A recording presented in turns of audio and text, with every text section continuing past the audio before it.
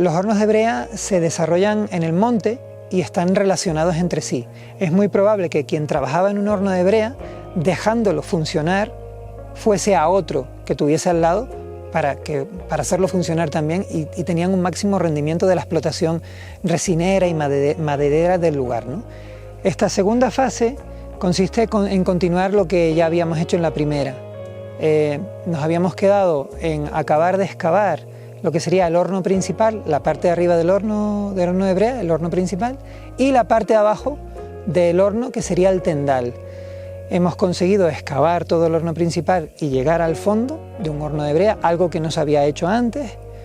Somos pioneros en eso y además acabamos de descubrir algo que no sabíamos cómo funcionaba un horno de brea, ¿no?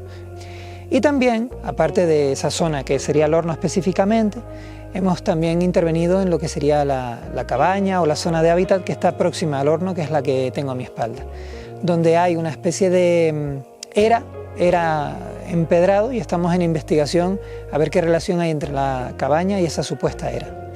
Los objetivos que tenemos para esta segunda campaña son, en el horno, conseguir explicar cómo es la dinámica de montar un horno de brea y cómo funciona. Entonces lo que vamos a hacer es un modelo en 3 dimensiones de todo este sistema, incluso ponerlo en funcionamiento, es decir, hacer simulaciones, colocando determinada cantidad de tea en la zona alta, ver cuánta resina podría salir, ver cómo se podría recoger en el tendal y verlo eso de forma virtual. Nos daría muchas respuestas. También tomar muestras de piedras termoalteradas o calcinadas, muestras de sedimentos impregnados de resina o de pez para conocer su composición, etc., ¿no? Y también conocer, pues, por ejemplo, la cronología a partir del paleomagnetismo. En cuanto a la zona de hábitat, la zona del corral y de la cabaña, nuestro objetivo es determinar qué tipo de corral es y explicar si realmente aquí vivieron los pegueros que funcionaban y trabajaban en los hornos que están por la zona de alrededor.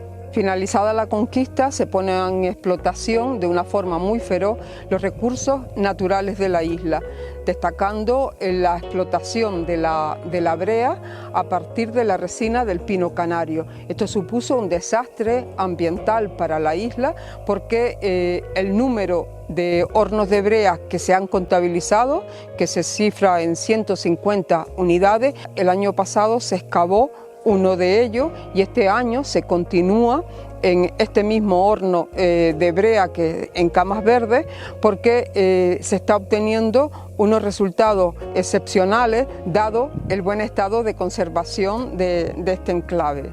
Por ello, atendiendo a los resultados y a la excepcionalidad de trabajar en un horno de brea, la Dirección General de Patrimonio Cultural sigue fomentando la investigación de esta parcela del pasado canario. Aparte de la secuencia arqueológica de los hornos de pez o de brea, también contamos con el gran aporte de la información escrita, en este caso documental, basada principalmente en los protocolos notariales e incluso también en las datas de repartimiento de cuando en el momento de conquista de la isla se producen una serie de concesiones de tierra a los nuevos pobladores, en las cuales muchas veces aparecen referencias indirectas a puntos geográficos vinculados con las explotaciones de la pez o con los propios personajes que formaban estas compañías tardomedieval que se dedicaban a la explotación de la pez.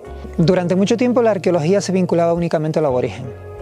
Sin embargo, la arqueología se puede relacionar con otras épocas de la historia. Hay una época de la historia que es muy jugosa y muy interesante, que es el siglo XVI.